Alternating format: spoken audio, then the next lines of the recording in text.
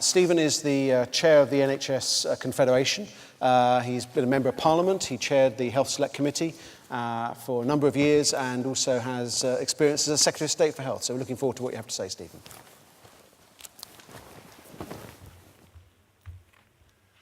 Paul, ladies and gentlemen, first of all, thank you for the invitation to come to this conference. It's, if I may say so, an extremely timely conference and an extremely timely white paper, because the better application of technology to the reshaping of the health and care sector as a whole, not simply social care, not simply the National Health Service, but the health and care sector as a unified sector delivering services to citizens, the application of technology to that sector is one of the key challenges, I think, that the whole sector, both NHS and social care, faces.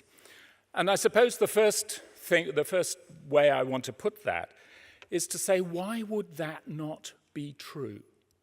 If you consider every service sector in the economy, whether you talk about retailing, you talk about financial services, anybody that delivers service to citizens, all those sectors are reshaping what they do in order to use digital technology to enable them to do it better. So if that's true of every other service sector in the economy, why would it not be true of health and social care? The answer, of course, is that it is true, but the problem for health and social care is that we're not being quick enough in understanding the benefits that digital technology can provide to our service users and applying those benefits in practice. And why, therefore, are we so slow? What is it that makes the health and social care sector a relatively slow adopter of these technologies? There are various familiar answers to that question. First, there is an entirely proper concern that we shouldn't be taking risks with people's lives. And therefore, there is an entirely proper concern for those who work in the health and social care sector to ensure that this technology can deliver what is claimed for it before the technology is applied. It's an old maxim of medicine: first, do no harm.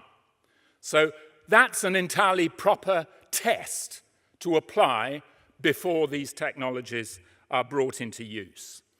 But too often, that entirely proper concern to prove the technology before we rely on it is actually little more than an excuse to avoid the need to rethink what we do in a way that does use proven technology to deliver better quality services.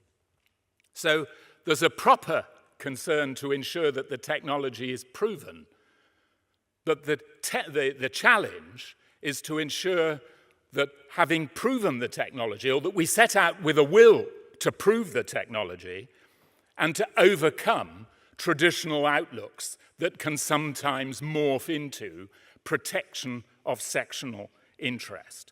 All of those things are there in the conventional analyses of why the health and care sector is a slow adopter of digital technology. But I want to suggest to you this morning that in addition to those issues, there is another reason, and that is that we're not good enough at explaining the real benefits that exist for citizens and service users from the proper application of these technologies. We tend to talk about digital technology, although it's part of the spirit of the times. Of course, we have to apply it. There's wonderful technology. We celebrate the latest application of the technology to a specific problem. What we don't do is explain how citizens' lives could be improved if this technology were properly applied at scale. Let me offer you 3 viewpoints as to how services could be better if we did this quicker. First, there is the experience that every one of us will have had with members of our own family trying to find our way into a silo-based system, that does not pass information from one part of the system to another. Connecting health, social care, social housing, public services that are there to serve citizens, connecting them up is something digital technology with proper safeguards allows us the opportunity to do, but we're not sufficiently fleet of foot yet to take advantage of those opportunities. So connecting services must be step one in order, going back to the point, why does that make it better for citizens? To ensure that you don't repeatedly have the experience, if you're somebody that relies on these services, of being asked the same questions again and again and again, providing quite often slightly different answers because the questions posed differently, because the circumstances are different. The information, therefore, isn't as good as it could be and isn't passed around the system. Developing better information flow is challenge number one in order to provide better services to citizens. But that's not the end of it. It isn't just about delivering better joined-up services to an individual citizen.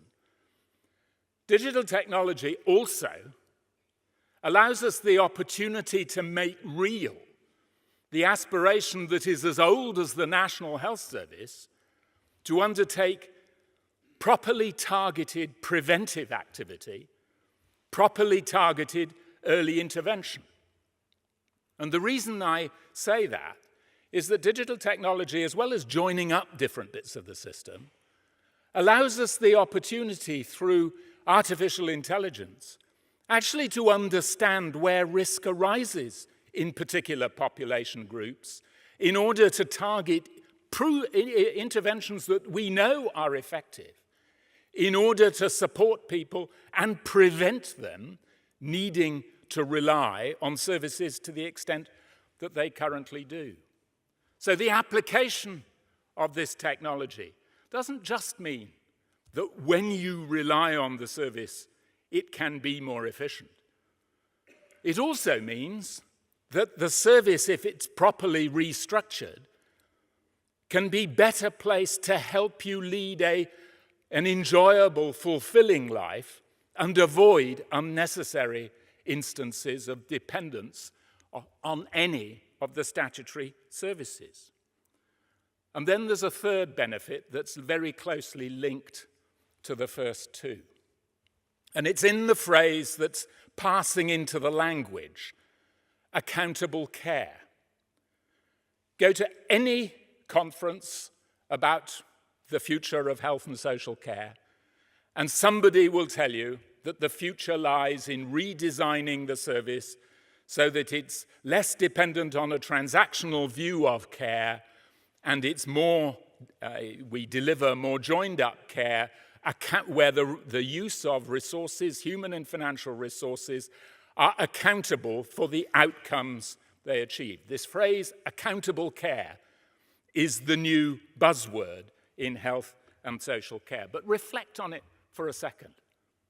How can care be truly accountable if we don't take advantage of the opportunities to understand what we achieve compared with what we could achieve?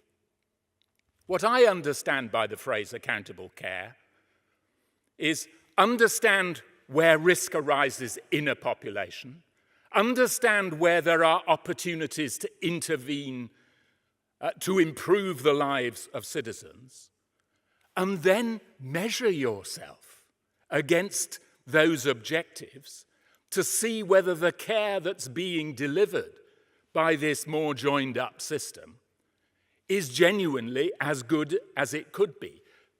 Ensure that the system is genuinely held to account to deliver good care.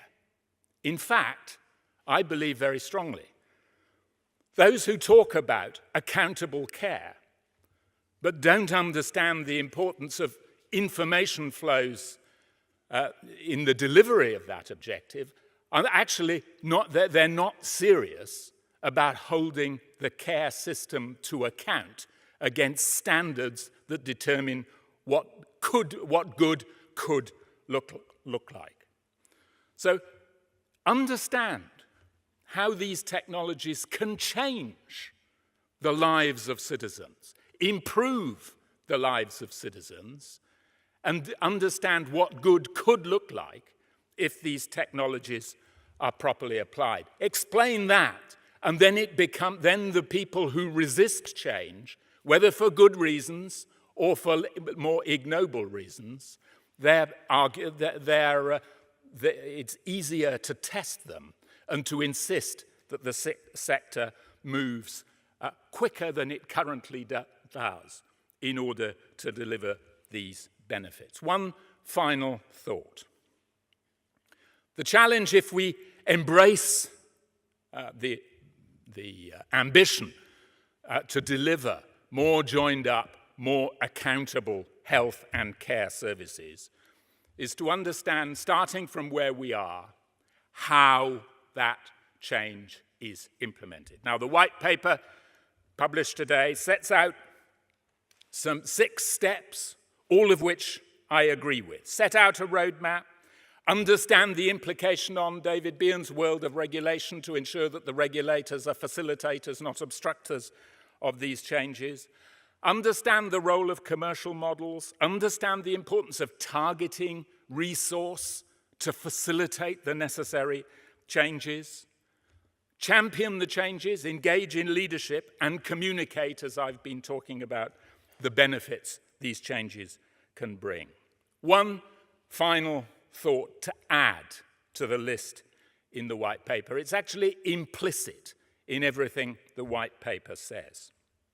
Critical, in my view, to the delivery of these benign changes is an open mind. Not a single version rolled out according to an orthodox view, but a partnership between those who are responsible for these services and those who have good ideas about how the future might be better than the current and the past. A partnership that is blind to whether this is public, not-for-profit, or private sector. As I often say, and it annoys some people when I say it, when it comes to provision of tax-funded services, I am a straightforward Blairite. I'm in favor of the principle that what matters is what works, and the challenge is to be clear what works and to implement it faster than we have yet achieved.